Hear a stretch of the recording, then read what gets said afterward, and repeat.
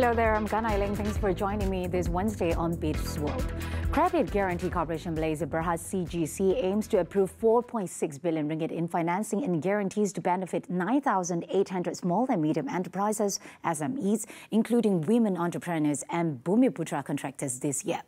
President and Chief Executive Officer Dato' Muhammad Zamri Muhammad Isha said these would be a significant increase from last year's 3.7 billion ringgit financing and guarantees to 9,000 SMEs. He said CGC offers a special scheme for Bumiputra contractors that have been awarded projects by federal and state governments as well as government-linked companies. To date, he said CGC has availed over 460,000 guarantees and financing to SMEs valued over 70 billion ringgit.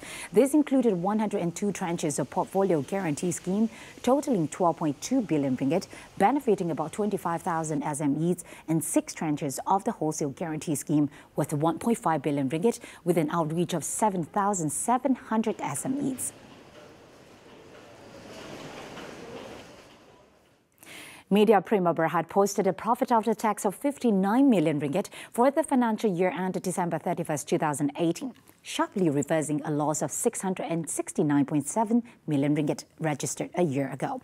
This was achieved on the back of successful revenue diversification as well as the execution of asset-light strategies in line with the group's transformation mission.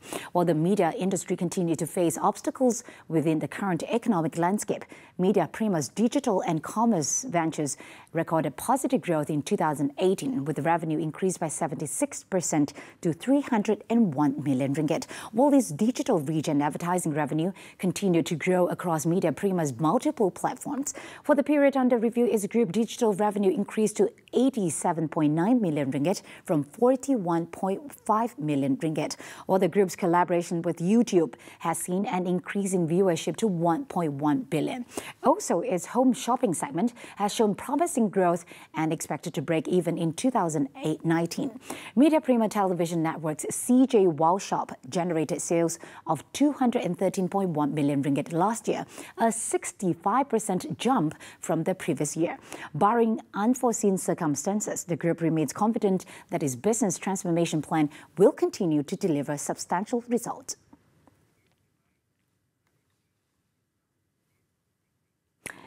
RHB Bank Berhad saw its net profit jump to 2.31 billion ringgit for the financial year ended December 31st, 2018, up by 18.2% from 1.95 billion ringgit recorded in the same period in 2017.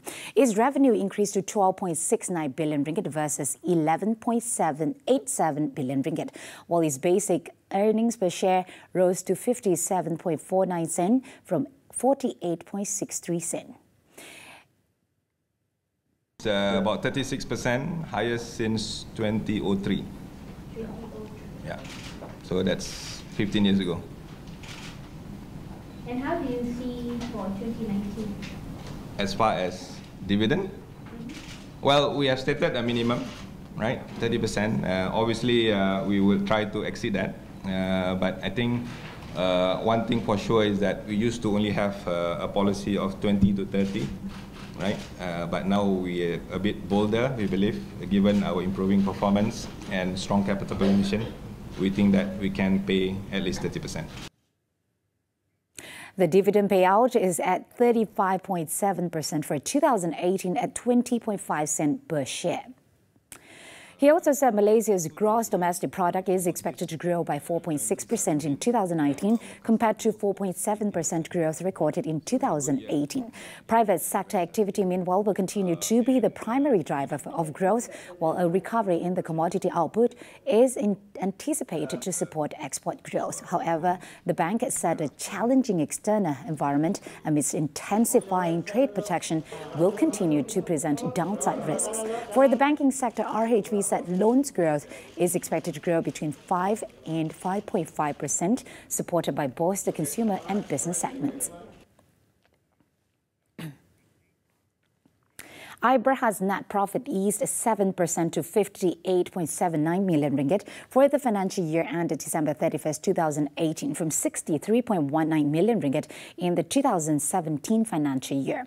In a filing with Bursa Malaysia, the company attributed the weaker performance to lower contribution from its property development which fell 20% in revenue during the period under review. However, iBerhad Group Executive Chairman Tan Sri Lim Kim Hong said the challenging property development market environment was offset by improvements in other segments such as the leisure and property investment segments. The group embarked on a 1 billion ringgit investment property portfolio 5 years ago to have a strong recurring income stream to balance the cyclical earnings from the property development segment. Moving forward, he said the property investment segment would start contributing to the group from 2019 onwards.